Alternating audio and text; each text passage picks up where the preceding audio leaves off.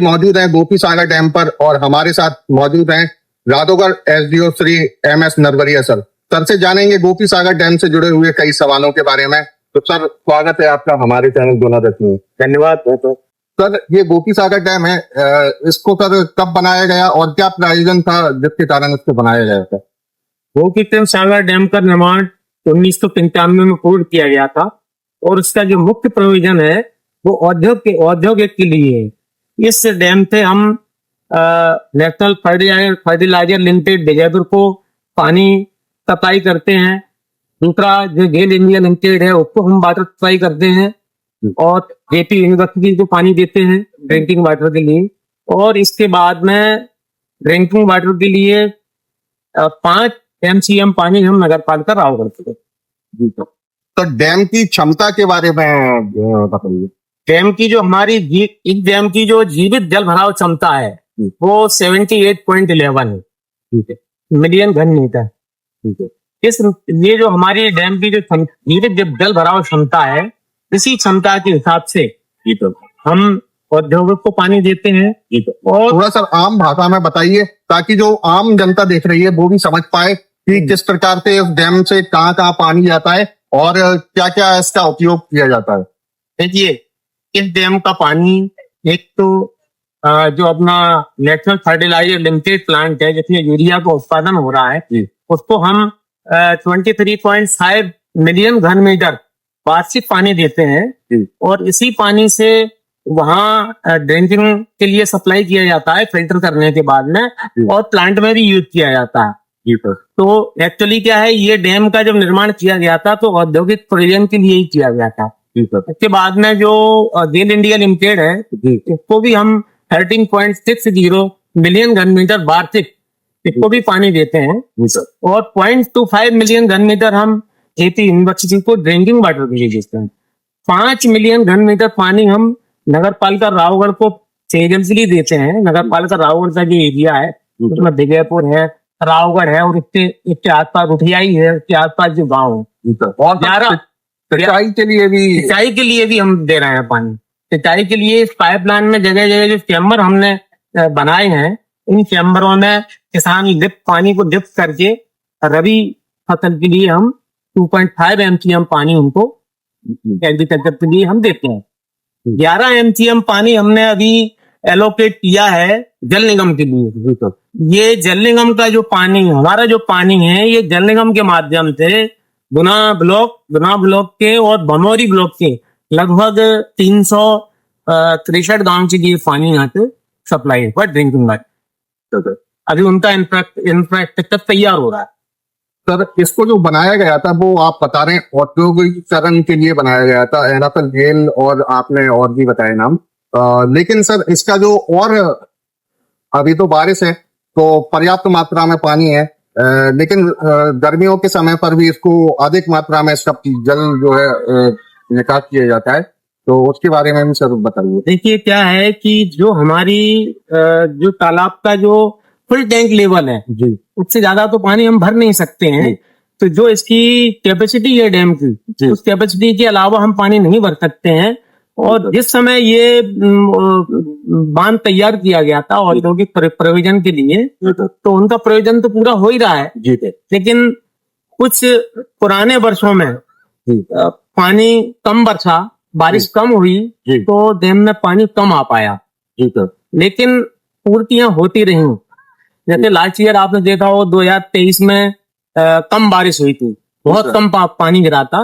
तो हमारे पास में जो 2022 का सरप्लस वाटर था वो पानी जो सरप्लस वाटर था वो भी हमने 2023 में यूज किया और इसमें लास्ट ईयर तो बहुत कम पानी था।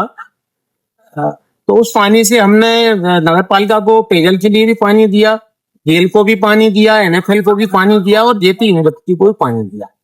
अब क्योंकि 11 MCM जो हमारा एलोकेशन हुआ है इसके अलावा इस डैम में पानी नहीं बचेगा और यदि लगातार बारिश हर साल ऐसा ही पानी गिरता रहा और डैम पूरा भरता रहा तो समस्या नहीं आएगी। और यदि पानी नहीं गिरा तो स्वाभाविक है कि थोड़ी दिक्कतें आ सकती।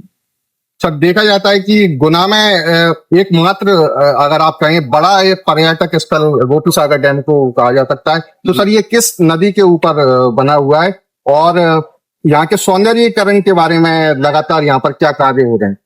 ये जो हमारा गोपी सागर बांध है, ये चौपन नदी पे बना हुआ है। जी इसको चौपेट नदी भी बोलते हैं। हाँ, और ये जो इस नदी का जो जहाँ हमारा जो बांध बना हुआ है जी वो 294 स्क्वायर किलोमीटर इसका कैचमेंट है। मतलब इसमें जो पानी की आवक हो रही है वो 294 स्क्वायर किलोमीटर, और इसका मैक्सिमम जो हमारा जल ग्रहण क्षेत्र है वो आरोन की तरफ से जी तो ये बजरंगगढ़ से चालू हो जाता है और आरोन की तरफ से इसमें पानी आता है। जी सर, अन्य जिले में जब कोई इतना बड़ा बांध होता है तो उसके सौंदर्यीकरण के लिए पर्यटकों की दृष्टि से अच्छा सौंदर्यीकरण किया जाता है, तो यहाँ पर किस प्रकार से कार्य किया जाता है? देखिए क्या है कि सौंदर्यीकरण के लिए कुछ NFL और जेई के माध्यम से भी यहाँ विकास कार्य हुए हैं।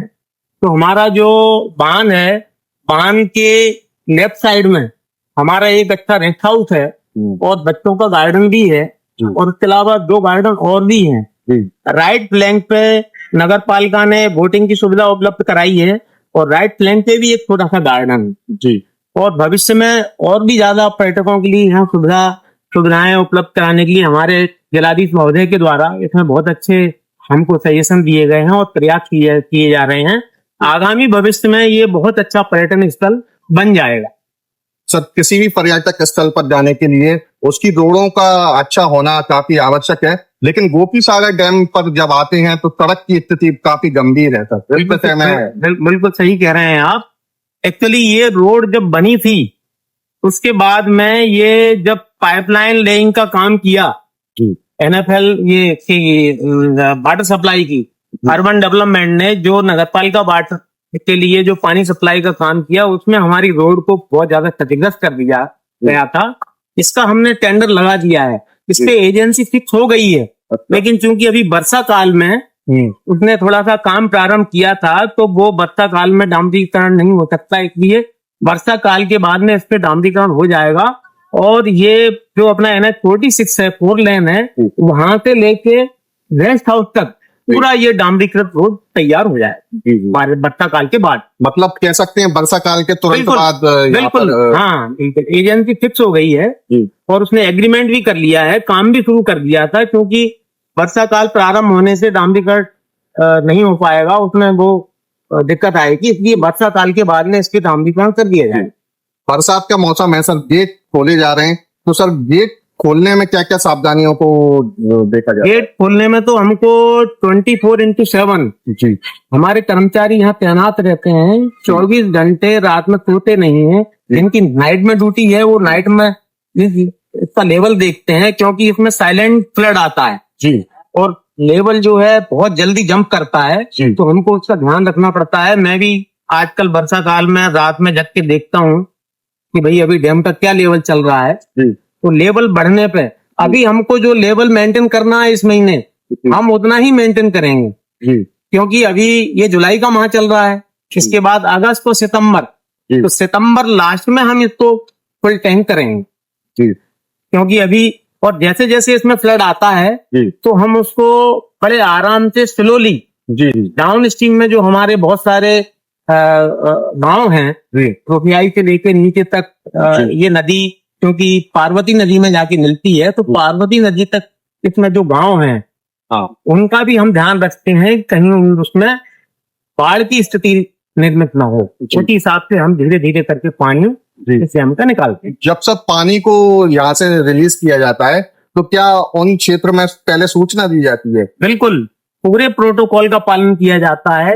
यदि रात को 2 बजे भी हम गेट ऑपरेट करेंगे तो गेट खोलने के आधा घंटे पहले हमारा सायरन शुरू हो जाता है, और इस जो कंट्रोल रूम पे हमारा सायरन लगा हुआ है, सायरन की आवाज यहाँ से 10 किलोमीटर दूर तक सुनाई देती है, 10 से 12 किलोमीटर तक। सायरन बजने के कितनी देर बाद? सायरन बजने के आधा घंटे बाद हम गेट का ऑपरेशन चालू कर देते जी। और इसकी विधिवत सूचना हमारे जो जिला बाढ़ नियंत्रण ग्रुप है उसमें हम देते हैं सबसे पहले। इसके बाद में हमारे जो ब्लॉक लेवल्स के ग्रुप हैं वो सारे लोगों को दी जाती है, जो उसके पटवारी और नीचे नीचे ग्रामीण स्तर के जो कर्मचारी हैं वो भी उससे जुड़े हुए हैं। सारे लोगों को एक साथ सूचना प्राप्त हो जाती है कि डैम के गेट खुलने वाले हैं, तो वो सारे डाउन स्ट्रीम के जितने भी एरियाज हैं वो सबको अलर्ट कर देते हैं। और डाउन स्ट्रीम में जो रोड क्रॉसिंग में जहाँ पे हमारे जो पिलोडी के या एनएच के जो फौजवे बने हुए हैं उनको बैरिकेड भी किया हुआ जी।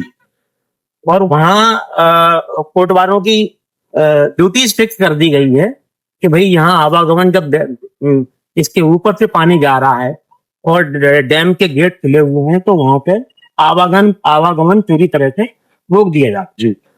पर्यटन की दृष्टि से यहाँ पर सर काफी पर्यटक आते हैं, उनकी सुरक्षा में तो काफी बार देखने को मिलती है, लूटपाट जैसी घटनाएं देखने को मिलती हैं, तो सर आप इस विषय में। बिल्कुल बिल्कुल, इस संबंध में मैंने पत्र भी लिखा है, हमारे एसडीओपी साहब को भी मैंने पत्र लिखा है कि यहाँ पुलिस की व्यवस्था की जाए।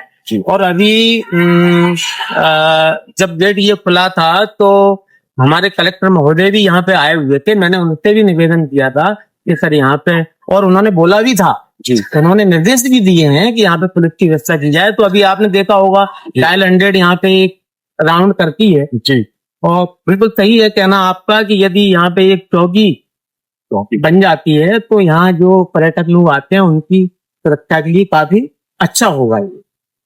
सर कलेक्टर महोदय के द्वारा निर्देश जारी किए गए हैं कि पर्यटकों को अभी यहाँ पर घूमने की अनुमति नहीं है, उसके बावजूद 6:30 बजे जी, 6:30 शाम को 6:30 बजे के बाद जी, क्योंकि शाम हो जाती है। अब पर्यटक जो आते हैं उनके साथ छोटे छोटे बच्चे भी रहते हैं जी जी, तो उसको उनकी सुरक्षा की दृष्टि से उन्होंने निर्देश दिए हैं कि शाम को 6:30 बजे के बाद ये बंद कर दिया है। शाम को 6:30 बजे के बाद कोई यहाँ पर नहीं, बाकी दिन में कोई दिक्कत नहीं है। दिन में आके काफी लोग अभी देख भी रहे होंगे आप आज सैटरडे है, कल संडे है, तो इसके लोगों की छुट्टी रहती है तो बच्चे भी आए। सर उम्मीद है कि पर्यटक की दृष्टि से यहाँ पर काफी अच्छे कार्य होते रहेंगे, और सर आपने हमें समय दिया उसके लिए आपका धन्यवाद सर। बहुत बहुत धन्यवाद।